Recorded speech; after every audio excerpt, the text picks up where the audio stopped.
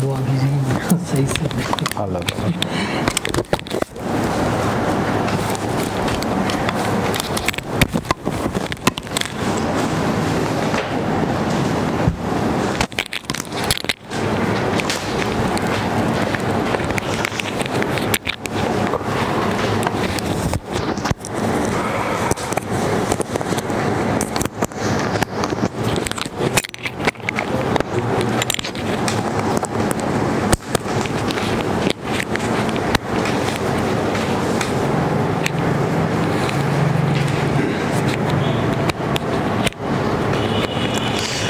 अल्हम्दुलिल्लाहि वहदा वस्सलातु वस्सलामु अला नबिय्य बअदा व अला आलिहि व सहबिहि व बारिक वसल्लिम वसल्लु अलैहि। मरकज़ी ख़ानक़ाह तारिक जहांगीरी इंटरनेशनल नॉर्थ कराची पाकिस्तान से वली कामिल शेखुल मशाइख़ हकीम सूफ़ी शेख तारिक अहमद शाह आरिफ उस्मानी हसनी क़ादरी सोहरवर्दी चिश्ती क़लंदरी अबुलुलाई जहांगीरी शत्तारी मदारवी शाज़ली दामत बरकातुहुल क़ुद्सिया के हमरा रमज़ान बारका की खुसूसी ट्रांसमिशन जवाहिर रमज़ान के 23वें एपिसोड के अंदर हाजिर खिदमत है। इंशाअल्लाह अज़ीज़ आज कल के प्रोग्राम को साथ मिलाते हुए क़िबला मियाँ हुज़ूर दामत बरकातुहुल क़ुद्सिया के जो असातिज़ा जो उस्ताद रहे हैं गुरु रहे हैं उनका तज़किरा होगा और साथ साथ हमारे दादा मुर्शिद हुज़ूर ख्वाजा मंजूर हुसैन शाह सरकार रहमतुल्लाहि ताला अलैह के वाक़यात उनके अहवाल उनकी ज़िंदगी के जो भी वाक़यात हैं उनका ज़िक्र होगा और उनकी रियाज़त के हवाले से क़िबला मियाँ हुज़ूर दामत बरकातुहुल क़ुद्सिया से हम जानेंगे। हमारी इस बज़्म के अंदर क़िबला मियाँ हुज़ूर दामत बरकातुहुल क़ुद्सिया के मुरीद व खलीफ़ा अल्लामा असदुल्लाह तारिक़ी साहब मौजूद हैं। मैं उनसे दरख्वास्त करूँगा कि वो अल्लाह तबारक व तआला की बारगाह में हम पेश फरमाएँ।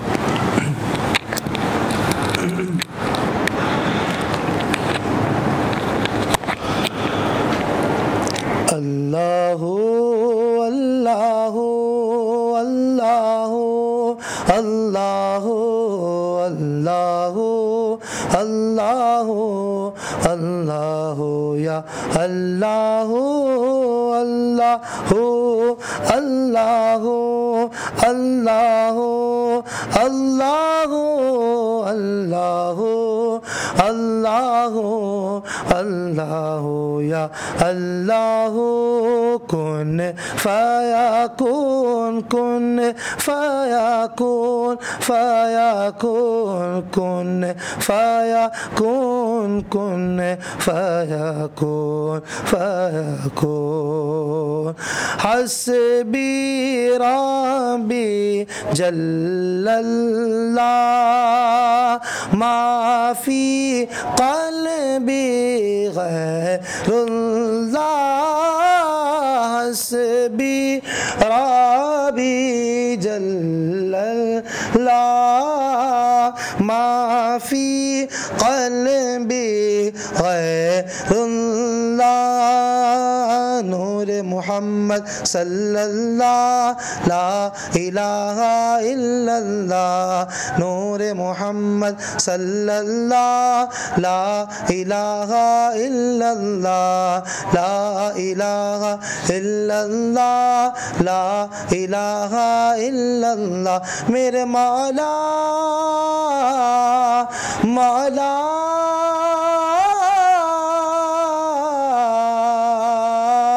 मेरे मौला मेरे मौला मेरे मौला मेरे मौला मेरे मौला मेरे मौला मेरे मौला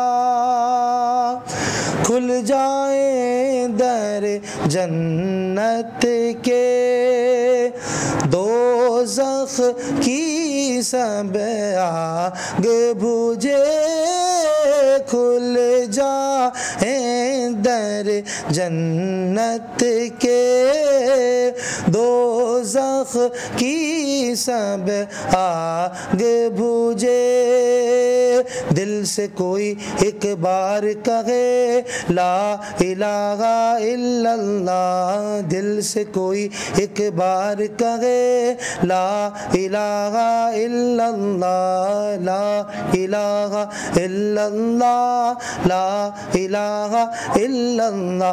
मेरे मौला मौला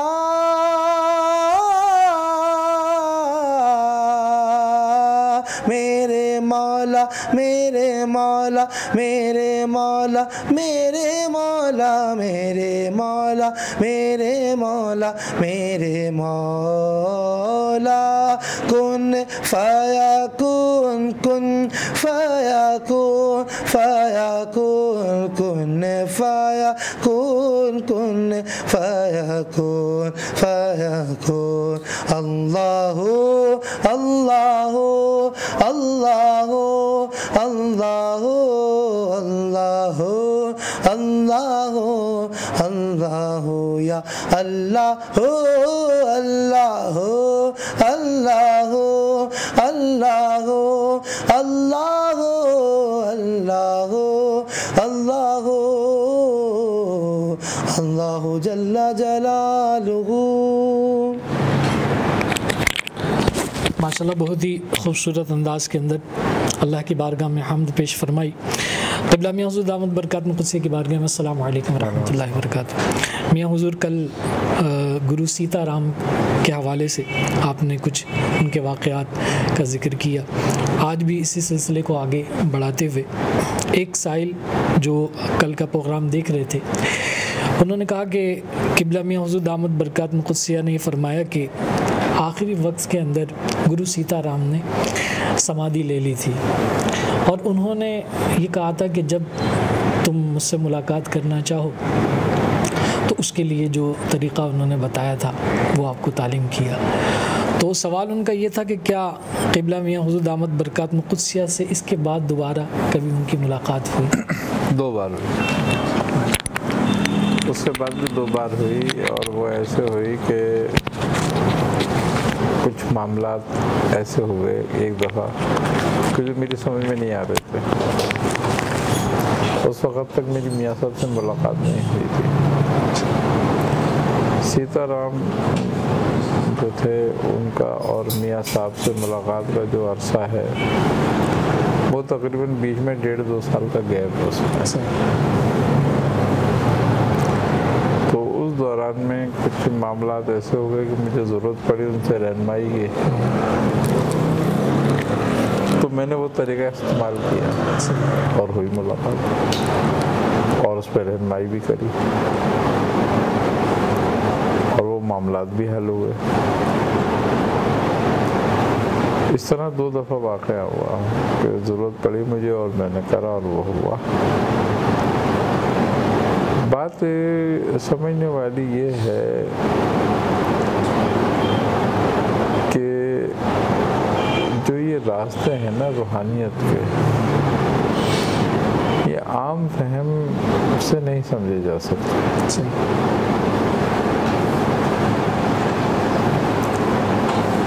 देखें, मुवाहिद जो लोग होते हैं वो हर मज़हब में पाए जाते हैं। तौहीद जो है वो हमेशा से है।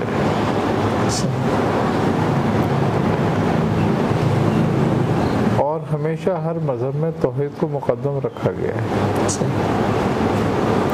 देखें, 1,24,000 अम्बिया अलैहिस्सलाम जो तशरीफ़ लाए, उनका एक ही मकसद था और वो था तौहीद।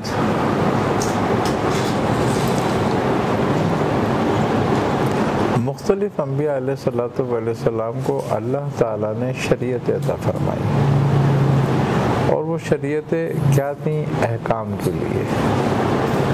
वो अहकाम क्या थे कि लोगों की ज़िंदगी को दुनिया में संवारा जाए और उन पर आखिरत का यकीन दिलाया जाए। हमें जो बात शरीयत में मिलती है वो 2 ही बातें मिलती हैं। एक दुनियावी अहकाम कि हमें दुनिया में ज़िंदगी कैसे गुजारनी है, और एक आखिरत का यकीन।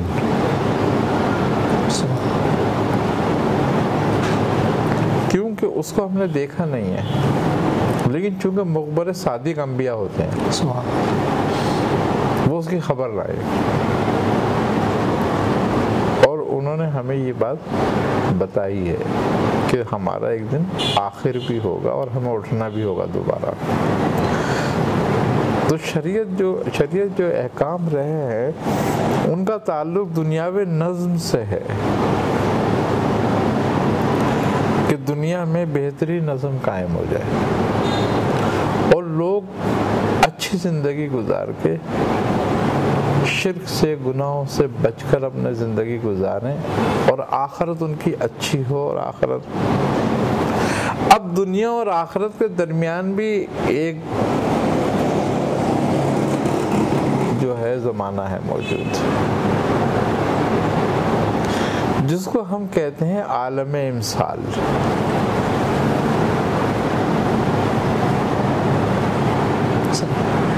अब ये आलम इमसाल का ताल्लुक जो है, इसका है रूहानियत से ताल्लुक।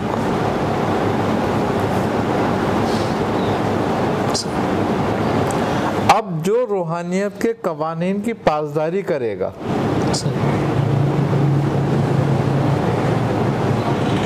उसको उसमें से हिस्सा मिलेगा, और जो नहीं करेगा उसको उसमें से हिस्सा नहीं मिलेगा। कुछ लोग ऐसे हैं जो जिंदगी में ही आलम इमसाल को पाते हैं, बाकी मर के जाते हैं। जो मर के जाते हैं वो गैर इख्तियारी हैं, और जो अपनी हयात में आलम इमसाल को पाते हैं वो इख्तियारी हैं।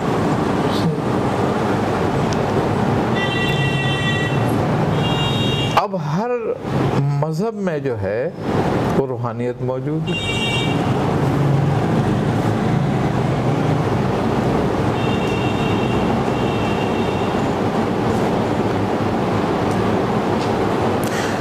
जिस तरह आखिरत का ताल्लुक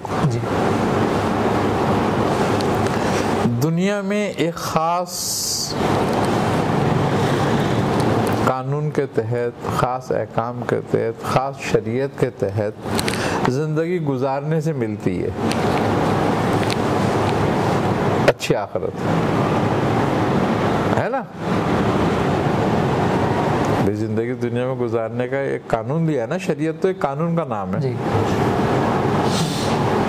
एक कानून दिया है कि भाई आप ऐसे ऐसे दुनिया में रहेंगे और आप ऐसा अकीदा रखेंगे, ऐसा यकीन रखेंगे और ऐसे अमल करेंगे तो आपको जन्नत मिलेगी, और अगर आप ऐसा नहीं करेंगे तो आप दोज़ख में जाएंगे।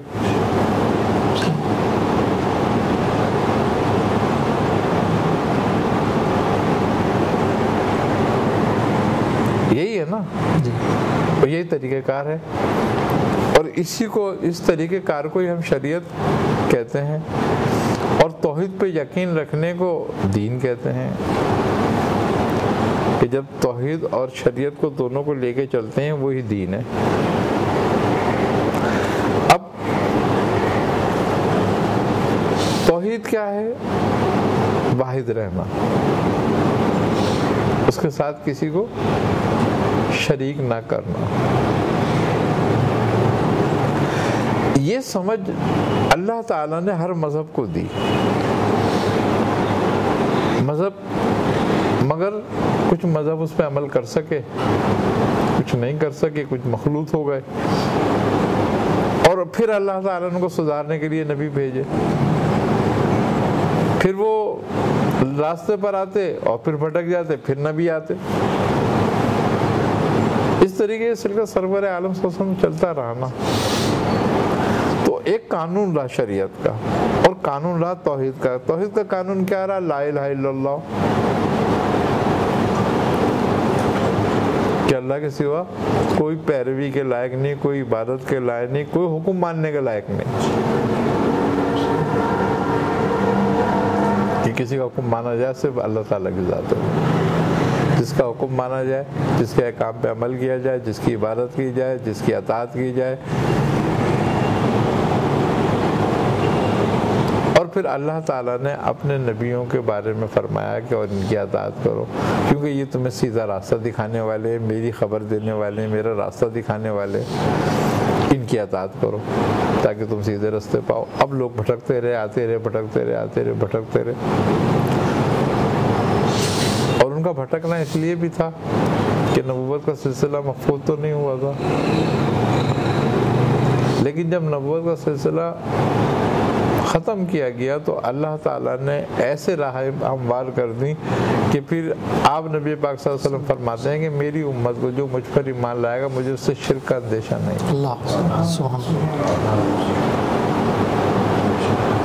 तो सब एक कानून के तहत है ना। इसी तरह रूहानियत भी एक कानून है।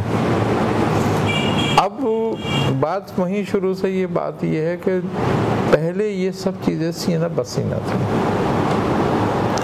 और सीना बसीना इसकी तलक़ीन हुआ करती थी। लेकिन मज़ाहिब में, जिस भी मज़हब में जब कोई चीज़ सनद के तौर पर आती है तो उसके कानून वज़ा किए जाते हैं, उसका तरीक़ाकार वज़ा किया जाता है, बेहंगम नहीं होती। इसी तरीके से जब इस्लाम में फ़िक़्ह और रूहानियत ने सनद पे दर्जा इख्तियार किया तो ये दो हिस्सों में तकसीम हो गए। एक गिरोह उलमा का बन गया, एक गिरोह सूफिया का बन गया। फ़िक़्ह उलमाओं ने अपना ली इरशाद और दावत के तौर पर, उन्होंने अपना काम वो दावत के तौर पे अपना लिया। अब उन्होंने तहरीर और तकरीर पर आ गए वो, और उन्होंने उसका रास्ता अपना लिया और वो कमाल को पहुंचा दिया उन्होंने उसको। सूफिया ने तज़किया और रूहानियत का रास्ता अपना लिया।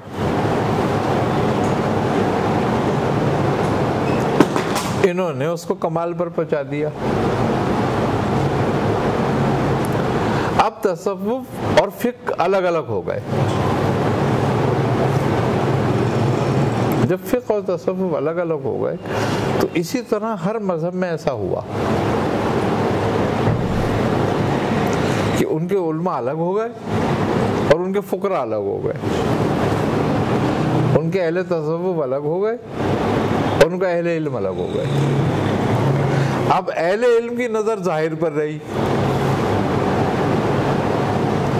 और अहले तसव्वुफ की नज़र बातिन पे रही।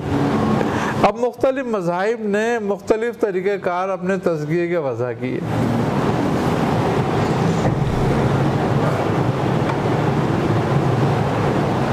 अब वो वज़ा करदा तरीक़े, उसमें सारा कुछ उनका अपना वज़ा करदा नहीं था।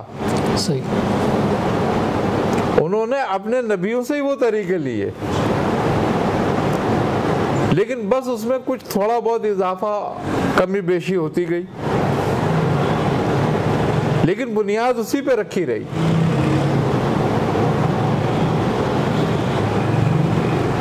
अब आप एक इमारत को पिलर बनाकर खड़ी करते हो, मगर जब आप ऊपर जाते हो तो इमारत को थोड़ा सा आगे बढ़ा देते हो, जो पिलर से तो हटकर है ना, लेकिन ठीकी भी उसी पिलर पर है। तो इसी तरीके से हर मज़ाहिब में तसव्वुफ में इखलात तो होता रहा, सही, लेकिन वो मफकूद नहीं हुई। अब अगर अहले हिंद की हम तारीख लेते हैं, हिंदुओं की तारीख, तो कोई छोटी सी तारीख है उनकी क्या?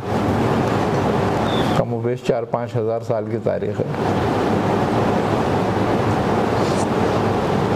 तो उनके यहाँ कोई नबी नहीं आया होगा,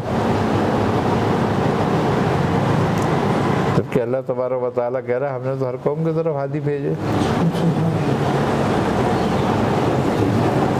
अगर उनकी तरफ कोई हादी नहीं किया तो फिर तो उनका कोई कसूर ही नहीं था।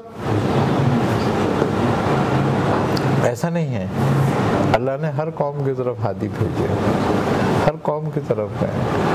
अब हर की ज़बान में अल्लाह को पुकारने का जुमले अलग अलग।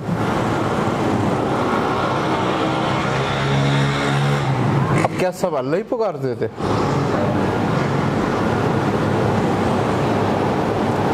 अरबी ज़बान तो हज़रत लूत अलैहिस्सलाम के बाद हुई है।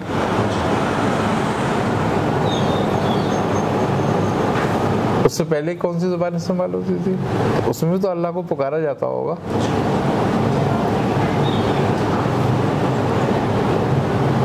तारीख है ना एक जी इंसान की। तो आदम अलैहिस्सलाम की ज़बान अरबी तो नहीं थी,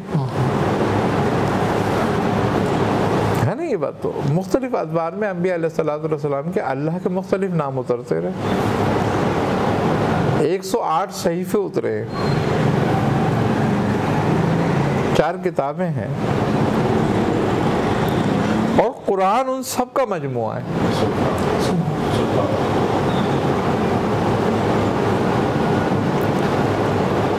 अब जो लोग मवाहिद थे उन्होंने जो इस्मा पर रूहानियत की, रियाजत करी, कानून के मुताबिक अमल किया, वो कहीं से कहीं पहुंच गया, उनका रूहानियत में हिस्सा आ गया। अब हम इस बात पर मोतरिज़ रहते हैं कि वो कैसे हो सकता है, वो कैसे हो सकता है, वो कैसे हो सकता है। तो भाई तुम ज़ाहिरी तौर पर उनको मत देखो।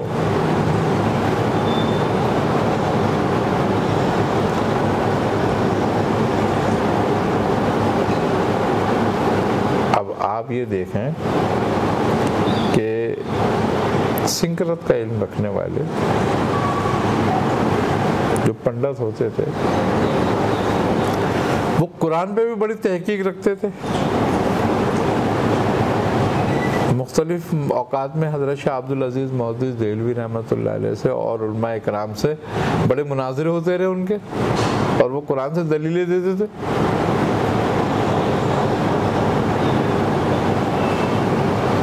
इल्म तो किसी एक के लिए मखसूस तो नहीं है ना, ज़ाहिरी इल्म तो सही। जिस तरह ज़ाहिरी इल्म का एक कानून है कि भाई मदरसे में जाएगा तो इल्म हासिल कर लेगा, स्कूल जाएगा तो असरी उलूम हासिल कर लेगा, मदरसे में जाएगा तो दीनी उलूम हासिल कर लेगा। अब मदरसे वाला स्कूल वाले पे एतराज़ करे कि तू कौन सा इल्म पढ़ रहा है भाई, ये तो है ही नहीं, गलत है ये तो सब। सही समझने वाली बात है। या स्कूल वाला मदरसे वाले पे एतराज़ करे कि तू कौन सा इल्म पढ़ रहा है भाई, तू कौन सी बातें बता रहा है हमें। तो ये हिमाकत है। मदरसे जाओगे तो दीन का इल्म मिलेगा, स्कूल जाओगे तो असरी उलूम मिलेंगे, खानका जाओगे तो रूहानी इल्म मिलेगा।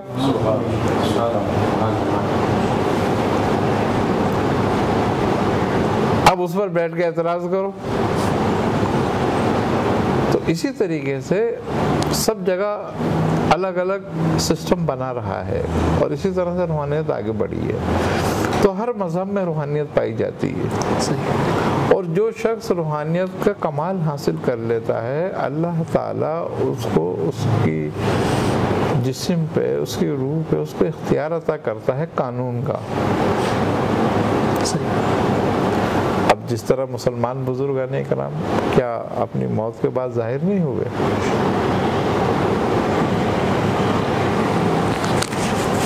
ये कानून है।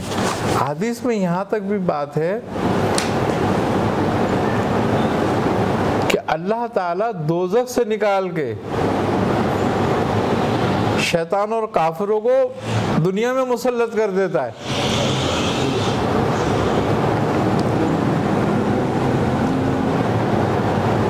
हज़रत अब्दुल्ला बिन मसूद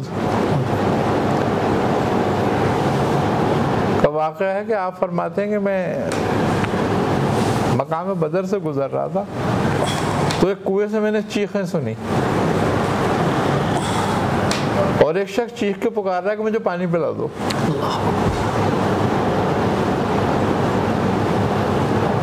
आप फरमाते हैं कि अंधेरी रात थी, मैं ज़रा करीब गया कि कौन शख्स पुकार रहा है, तो मैंने देखा कि पूरा एक शख्स आग का हुआ है और वो चीख चीख के कह रहा है मुझे एक घूंट पानी पिला दो। तो मैं जब उसके करीब गया तो वो अबू जहल है।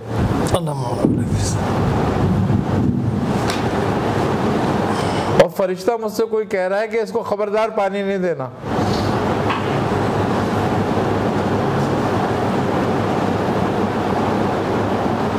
ये क्या था?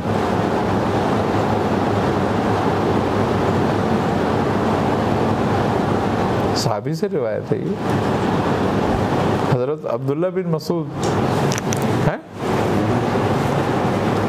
तो बहुत सारी बातें ऐसी हैं जो आलम इमसाल की हैं, और आलम इमसाल में तसर्रुफ होता है।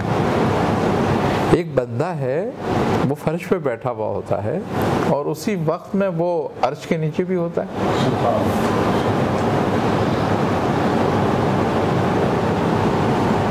और इसकी मिसालें हदीस से भी मिलती हैं। रसूल खुदा सल्लल्लाहु अलैहि वसल्लम जब मेराज में गए, आपने जन्नत में हजरत बिलाल की आवाज़ सुनी और चलने की आहट सुनी। तो आपने पूछा कि ये बिलाल हैं? तो हजरत जिब्राइल ने कहा हाँ ये बिलाल है। तो बिलाल तो मक्के में सोए हुए थे। अल्लाह।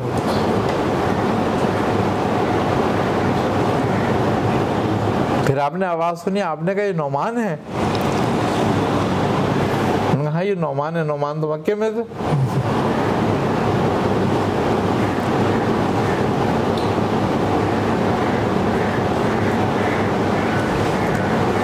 आपने शराब पीने वालों पर अजाब होते देखा।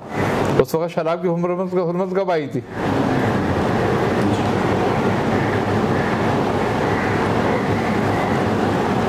अजाब तो हुर्मत के बाद होता है ना।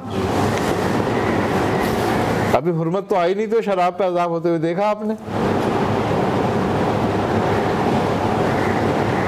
तो वो क्या था? ये आलम मिसाल है।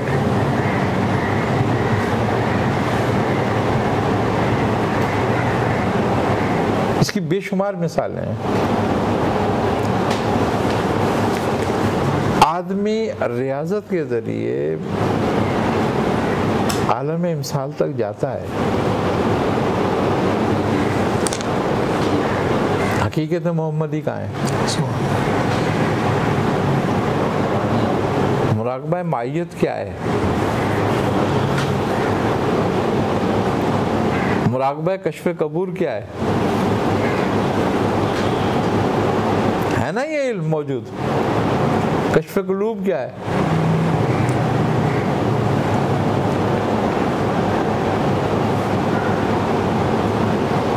कश्फुल अरवाह है।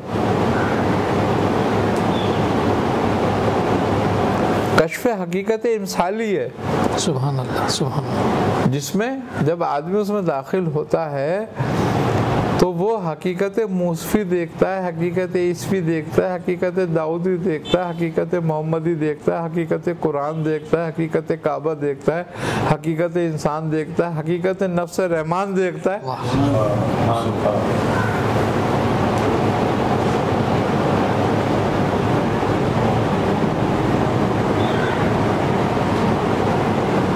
आखिरत का ताल्लुक तुम्हारे ईमान लाने पर है। अगर ईमान नहीं लाओगे आखिरत नहीं मिलेगी, काफिर कहलाओगे।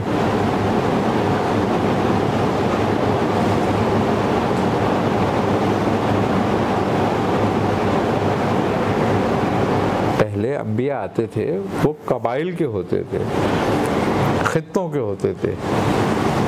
दूसरे खित्ते वालों को उन पर ईमान लाने की जरूरत नहीं होती थी अगर उसके यहाँ नबी आया हुआ है तो। लेकिन अल्लाह ने आप रसूल खुदा सल्लल्लाहु अलैहि वसल्लम को कुल कायनात, कुल मखलूक का नबी बना के भेजा है। सुभान सुभान। अब कुल मज़ाहिब आप पर ईमान लाएंगे तो मुसलमान होंगे, नहीं तो काफिर कहलाएंगे। क्योंकि अल्लाह ने अब आपके दीन तमाम कर दिया, नबूवत तमाम कर दी, हुज्जत तमाम कर दी।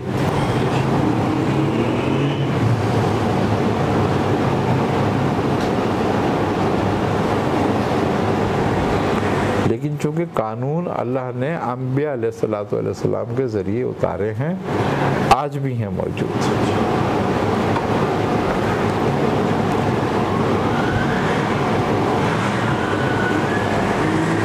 अब एक आलिम है, वो हदीस का या फिक़्ह का आलिम है, अब वो डॉक्टर के काम में टांग अड़ा के मैं ऑपरेशन करूंगा, मैंने भी पढ़ा है सही, तो वो कर लेगा।